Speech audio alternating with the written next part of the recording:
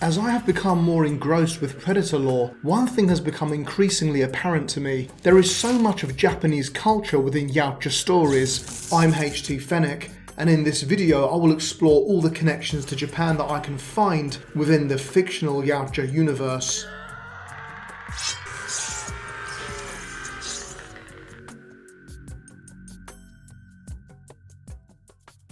Before I begin, I would like to apologise in advance for my poor pronunciation of some of the Japanese names in this video. However, I would like to express that I'm a massive fan of the aforementioned culture.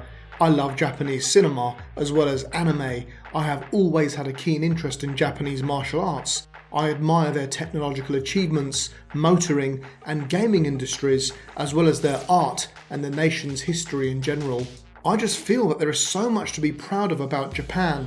So obviously, as a Predator fan, I become hugely excited when the two come together, and they have done so on a plethora of occasions. Therefore, I'm going to begin with one of my all-time favourite stories, being Alien vs Predator, and my first link to Japanese culture with the character of Machiko Noguchi.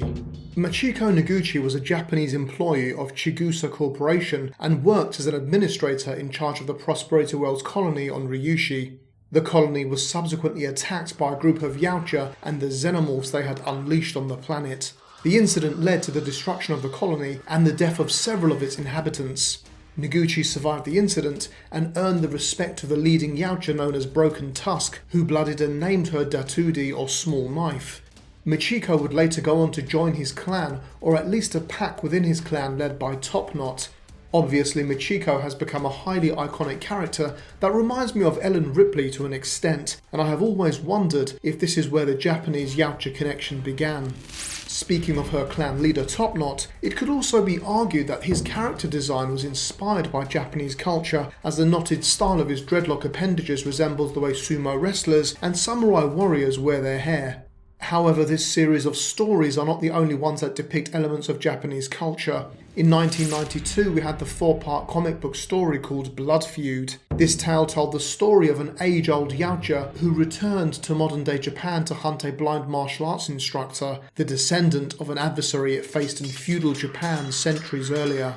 The main character in this story is Juta Tanaka, a blind samurai swordsman who is an obvious reference to the popular samurai movie character Zato Ichi.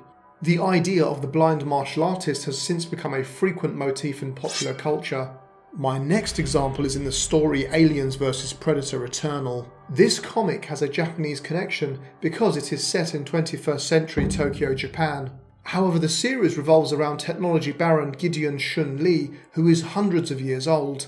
He believes that the secrets to eternal life are held within the bodies of Yautja as he consumes their hearts and has also stolen their technology. Interestingly, Shun Lee also references our next connection to Japanese culture and the character of Subutai, an immortal warrior.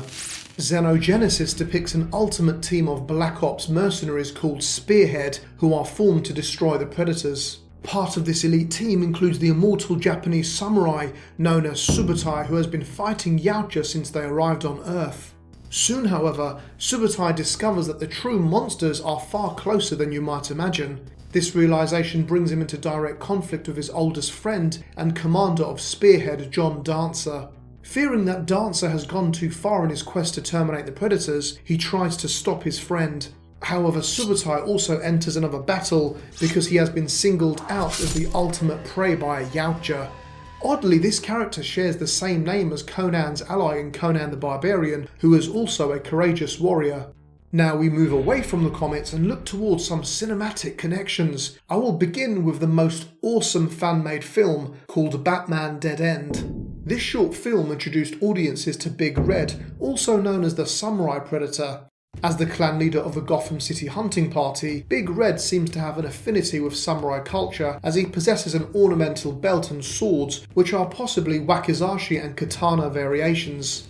Next, we have Yutani Corporation. This Japanese cybernetics company acquired the plasma pistol from Wolf after the events of AVPR. This company would later merge with Wayland Corp to become the Wayland Yutani Corporation. Later in 2010, Predator fans were introduced to the character of Hanzo in Predators. Hanzo was the quiet enforcer for the Yakuza, and his name was possibly a reference to an elite ninja from feudal Japan, Hattori Hanzo. Much like Billy from the original movie, Hanzo stands his ground when confronted by the predator. In samurai culture, it is dishonorable to run from an opponent, therefore Hanzo decides to stand and fight using the katana he took from Nolan's lair. Ultimately, he is best known for dueling with the falconer predator, as they are both killed in this violent encounter. In keeping with the samurai theme, we have a short story which appeared in the If It Bleeds anthology called 3 Sparks. Set in feudal Japan, the story follows a disgraced former samurai named Nasu Hiroto. Hiroto is offered a chance at redemption by the shogun Minamoto Yoritomo. His mission is to slay the mysterious demon or Oni that is slaughtering all who come to face it within the Akigahara forest. As a result, he accepts the offer to join a young but entitled warrior with his bodyguards to hunt and kill the Oni. He is warned that the demon is large and strong, can kill with blades and bolts of lightning, as well as render itself invisible at will. After learning from a village leader within the forest that the Oni has killed many warriors but not a single villager, he realizes that the demon does not consider peasants as worthy prey. Hiroto uses this knowledge to his advantage as he adjusts his appearance to masquerade as a lowly porter from the village. After the first encounter with the predator, one of the young bodyguards named Nobuo tells Hiroto that he noticed 3 sparks in a triangle that appeared on the chest of their fallen samurai before he was killed. Upon successfully completing his mission, Hiroto kneels before the shogun once again, but this time is congratulated and offered a new proposition. The shogun plans to create an army of secret assassins inspired by the tactics of the Oni and would like Hiroto to be the first of this new order. Hiroto agrees and becomes the first ninja. Therefore, this is a redemption story, and much like Scarface in Concrete Jungle, Hiroto manages to redeem himself at the end of it. This story features real historical individuals and places such as Minamoto no Yoritomo. Minamoto was a real-life founder and first shogun of the Kamakura shogunate. The Akigahara forest is also a real location, described as being home to ghosts in Japanese mythology. Internationally, it is simply known as the Suicide Forest, one of the world's most frequent suicide sites. Finally, I would like to mention the concept of seppuku or harakiri as my final example of Japanese culture within predator lore. This is a form of Japanese ritual suicide by disembowelment, where an individual would plunge a short blade, traditionally a tanto, into the abdomen, then draw it from left to right, slicing the belly open. It was originally reserved for samurai in order to die with honour rather than fall victim to their enemies. It was also a form of capital punishment for samurai who had committed serious offences or even performed because they had brought shame onto themselves. Obviously, this is extremely similar to the Yautja self-destructing via their wrist gauntlets as opposed to falling victim to their own prey. In addition to this, Machiko Noguchi's father committed harakiri after he was shamed due to being released by his employer. So my question to you all is, why is Japanese culture so prominent within Yautja lore? Is it just because the writers of these stories are borrowing ideas from warrior cultures to inspire their own stories? Are these associations due to predators hunting the warriors of feudal Japan and therefore being inspired by the culture of their prey? Whatever the reason, I think the two complement each other really well, and I think that more could be done to celebrate this pairing.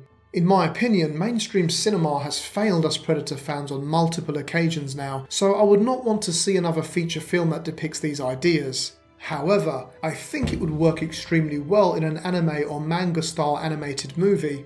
The recent Mortal Kombat animated film is a really good example of this, so I think that an equally violent Predator animated film done in the style of anime could be a match made in heaven. Encouragingly, there are rumours of an anime-style Alien vs Predator series coming to Netflix, so this might actually become a reality and I would certainly look forward to that. Guys, I hope you enjoyed this video, but please let me know if you have noticed any more connections with Yautja lore and Japanese culture. Also, are there any other cultures that have inspired Yautja lore? I do know that Stan Winston's original design was inspired by the Rastafarian warrior image that Joel Silver had whilst ironically flying to Japan of all places. However, aside from Predator 2, this concept has not really been developed, which is a shame. There have also been links to Egyptian and Aztec warriors, but do you think there are any other warrior cultures that could inspire Yautja lore in the future? Please give me all your opinions, thoughts and suggestions in the comment section, and also be sure to like and subscribe if you'd like to subscribe. Until next time, however, it's goodbye from me.